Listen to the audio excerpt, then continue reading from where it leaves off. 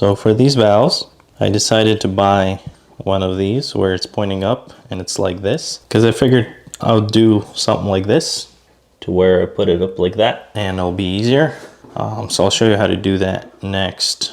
You can pick one of these up at Home Depot. It looks like this in this kind of box. And here's a fitting with some tubing. The other thing you're gonna need is one of these for CPVC and a PVC cutter. So what we're gonna do first is take a piece of pipe and sand it. Then you make sure you wipe it. Then I'm gonna take a little bit of the glue, wrap it around like this. Nice, even in place. And take this fitting and put it on. Kind of twist it a little bit. Like that. You wanna see the glue all the way around, popping out like this. Not too much, but enough to where you know you got good full coverage. Next, I'm gonna cut it right here by using these.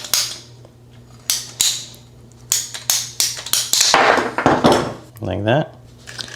Then again, sand this side down. I'll wipe it. And we're gonna glue the valve. So it's the same process. Take a little bit of this. Ooh, too much. Way too much. Yeah, I put too much. Press it in. Now when you're gluing elbows, make sure that they're pointing in the right direction. In my case, it has to go this way because the last thing you want to do is do it wrong. And that's it. And then when it's dry, it looks like this. Next, we're going to install these. So close your water main valve. Then release the water pressure in one of the faucets. This is my kitchen faucet. Before you cut these off, make sure you have a pan or something or a towel or something underneath because you're going to have some water.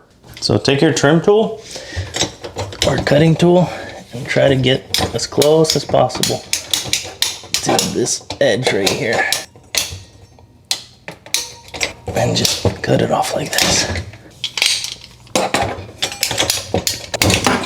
Then sand it before installing a new valve. Next, we're going to take one of these new shiny ones and install the flanges back on. Now glue the valve assembly on. And that's it. If you'd like to see what else I do in this bathroom, check out this video next.